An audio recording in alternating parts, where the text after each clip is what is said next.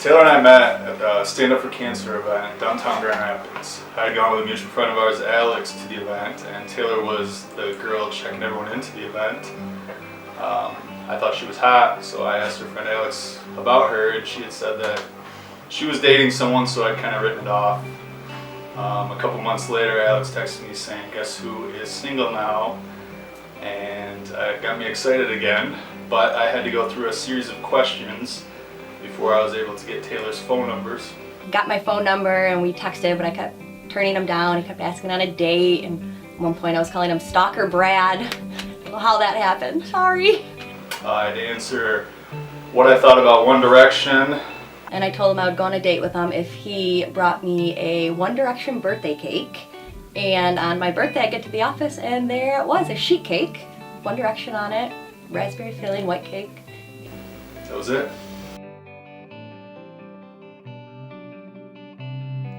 Taylor, I would describe her as being very sassy. She's got a little attitude to her, and I love it. Funny he is. I'd say he's very funny. Not as funny as me though. Kind of have a battle with that. I would describe Taylor as having a lead foot. And the girl she drives so fast all the time. The only time she ever spends in the right lane is when she's passing cars in the left lane that are driving too slow for her. His driving, not that good. He's like a grandpa. I have a hard time being a passenger in his car. He's cautious, which I guess is good, but I prefer to be the driver for sure. How else would I describe Taylor? Well, she's just very hot. I think she's super beautiful, just incredibly attractive, and total babe. Laid back, which is good because I can be a little high strung, I think, so he kind of keeps me grounded.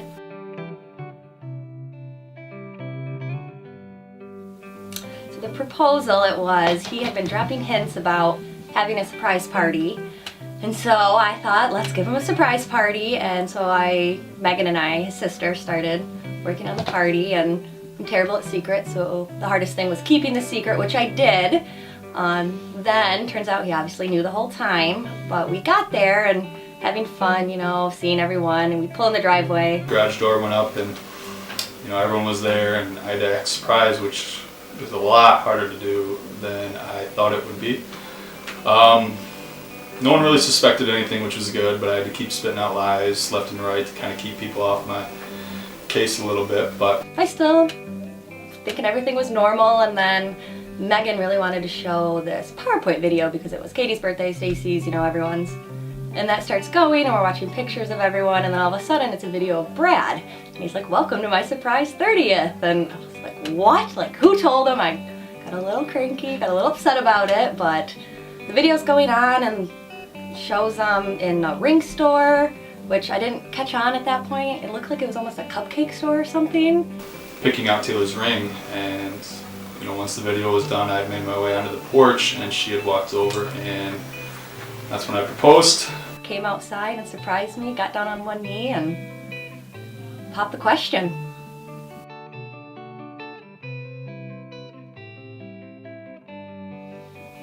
Camping up at Boyne. We had just been dating maybe a couple months, and so I decided to go up there with the whole family. There was one morning when my family and I went for a bike ride, and when I came back and I saw her kind of have a smirk on her face, I asked what was up, and she said that she locked my keys in my car while I was gone. The kids locking the keys in the car and having to climb through the sunroof, that was a pretty funny moment. I was like, some of my cousins, she's like, well, yeah, 4 of them. I was like, well, why did 4 cousins have to climb through the sunroof to unlock one car? And she just told me because they wanted to. Another one of my favorite memories was the first time that I told Taylor I loved her. She told me later on that she had already been thinking it at this point, but I was the first one to say it. I was at my sister Stacy and my brother-in-law Gavin's wedding, and we were a little tipsy, but we went out into the lobby and I told her that I loved her. And the surprising thing was, when I told her I loved her, she just goes, "Mm-hmm, okay." It's actually the first time we told each other we loved each other, so that was a pretty memorable wedding for us. I was like, "No, it's okay, you don't have to say it back right now, just whenever you feel it." And she goes, "Okay, good." And I was kind of taken back, but she told me later that she had felt it at the same time. She just kind of wanted to poke fun at me. One of my favorite moments is actually our first date. It took him a while to actually take me on a date because I kept denying him. But then we went to the zoo party, and actually we were with his parents and sister. So I think that was my first clue as how close their family is, as the rest of the family then showed up on our first date later that evening. My dad always described our family events as Taylor standing in the shallow end and tidal waves just keep hitting her over and over again, just because of how overwhelming my family can be at times. But you know, the great part about what Taylor does is she kept coming back to the point where, you know, my family was almost surprised. After my Ironman one day, Taylor and I made the trip up to my parents' house, and as we walked in the front door, my dad was walking towards me and he pushed me aside and he went up to Taylor and he gave her this big abrasive hug. And all he said was, "Thanks for coming back."